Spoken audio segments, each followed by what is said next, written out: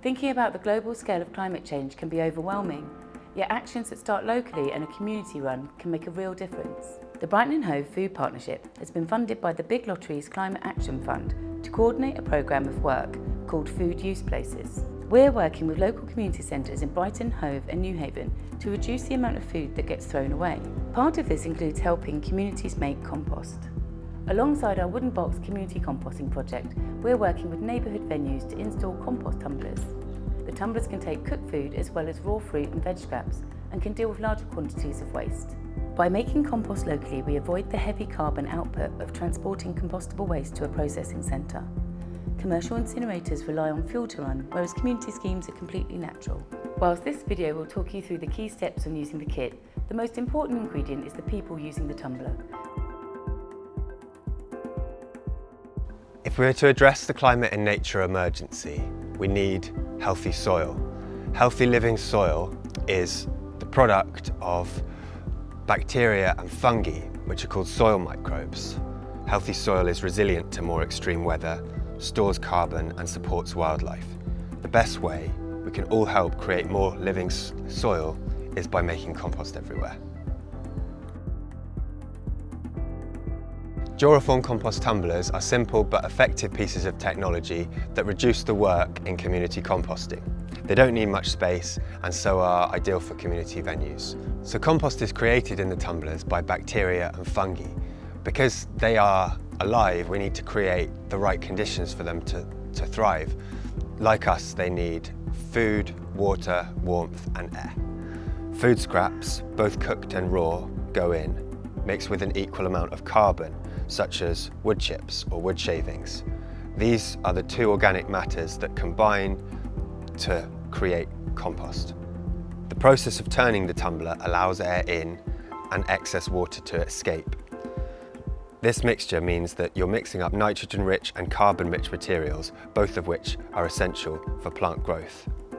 Creating the right environment inside the tumbler allows all of the beneficial soil microbes to grow.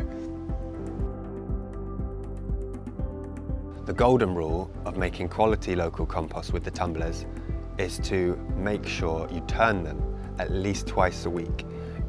Give them 5 spins to really break up the organic matter and let more air in.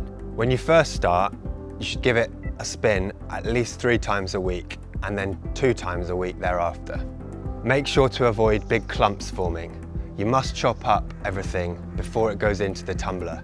Don't put in whole raw potatoes or you'll end up with bad baked potatoes. So after 3 to 4 weeks, when you can no longer tell what ingredients went in and when the colour of the compost is a sort of light to dark brown, you can empty it into the resting bays to begin the next stage of composting, which is earthworm composting. Emptying the composter can be done with boxes underneath or more simply with a wheelbarrow or wheelbarrow cart. Turn the handle towards you and guide the compost into your collection vessel. When you empty each chamber, check that the air holes are clear and not blocked. The next stage happens in the outdoor resting bays.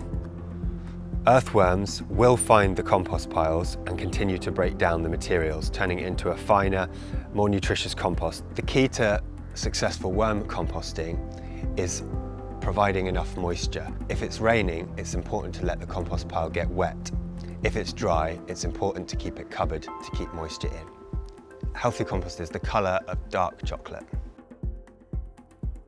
I've been using these tumblers for 7 years and here's what I've found really helps. Make sure your tumbler is easy to reach and on a flat surface. Make sure your resting bays for maturing the compost are as close to the compost tumblers as possible.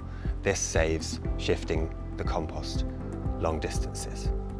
It's strongly recommended to store some of your carbon material in containers underneath the tumbler, as these collect nutrient-rich drips and you can easily put them back into the tumbler. This also makes it easier when you're adding your next batch of food scraps to have the carbon ready.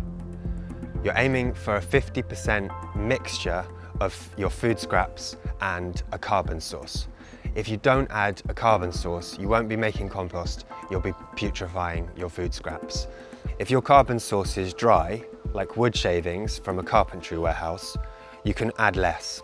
It's really important to keep an eye on the moisture consistency in the tumbler.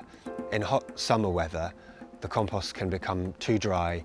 When this happens, just get a watering can and wet each chamber of the compost and spin.